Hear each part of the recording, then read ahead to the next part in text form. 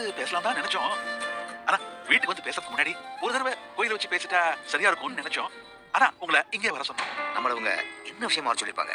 குமரன் நபியோட பெரியம்மா பேச்ச ஆரம்பிச்ச மாதிரியே ஆரம்பிக்கிறாங்களே. சொல்லு. என்னாச்சுமா? அது ஒண்ணும் இல்லம்மா, ஒரு விஷயமா.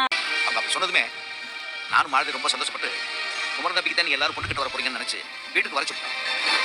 கடைசியில பார்த்தா உங்க அண்ணியும் அவங்க பொண்ணு செல்வியும் அந்த பையன் ஆனதுக்காக எங்க வீட்டுக்கு பொண்ணு கேட்டு வந்துட்டாங்க. அவங்க வர்றதுக்கு கொஞ்ச நேரத்துக்கு முன்னாடி தான் மனோகரும் மல்லிகாவும் காமாட்சி அம்மா பேசாம குமரன் நபியோட பெரியம்மா பேசியிருக்காங்கன்னா அவங்க பையன் ஆனதுக்காக தான் பேசிப்பாங்கன்னு எனக்கு எடுத்து சொன்னாங்க. இந்த கோயிலில் இருக்க தெய்வத்தின் மேல சத்தியமா சொல்றேன், உங்க வீட்டில் ஆனந்துன்னு ஒருத்தர் இருக்கிறது எனக்கு ஞாபகம் இல்லாம போச்சு. அவங்க வந்து பொண்ணு கேட்டதும் குமரன் நபிக்கு தான் பொண்ணு கேட்கறாங்களோன்னு நினைச்சு நான் சரின்னு சொல்லிட்டேன்.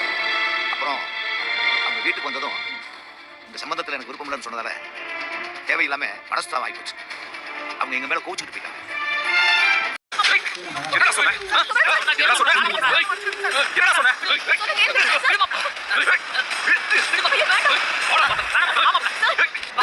இங்க பாரு, நீ உனக்கு இந்த விடுபடுறதுக்கு எந்த சம்பந்தமும் இல்ல. வெளிய போடா. 10 செகண்ட் டைம் தரேன். இந்த இடத்துல நீ இருக்க கூடாது. மீறி இருந்தா இங்க நடக்கிறதே வேற. கவலைக்க விஷயத்துல பாத்துடா. ஏய் சி போடா. பொறுக்கி நாயே. வெளிய போடா. டான்ஸ் மாஸ்டர் ஜி, இப்போ நீங்க என்ன சொன்னீங்க? மேல் மாடல் வரல, இப்போ என்ன பண்றதுன்னு கேட்டேன். அப்படியே இங்க உத்து பாருங்க.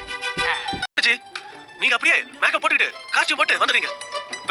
ஐயோ என்னங்க நீங்க என்னால முடியாது. எனக்கு அதெல்லாம் தெரியாது.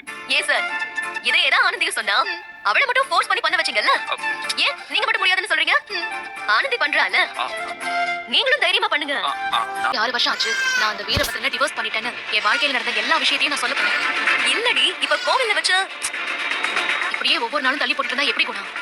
அன்னைக்கு வீரபத்ரன் கடைக்கு வந்தான், இன்னைக்கு இங்க வந்துட்டு அதை இதுன்னு என்னென்னமோ சொல்றான். என்னை பத்தி யாரோ ஒருத்தர் சொல்லி குமரன் சாருக்கு தெரியறதுக்கு அவர்கிட்ட நானே சொல்றது பெட்டர்னு நினைக்கிறேன். நீ என்ன சொல்ற குணா? சரி, உன் மனசுக்கு எது சரின்னு படுதோ அதை பண்ணு.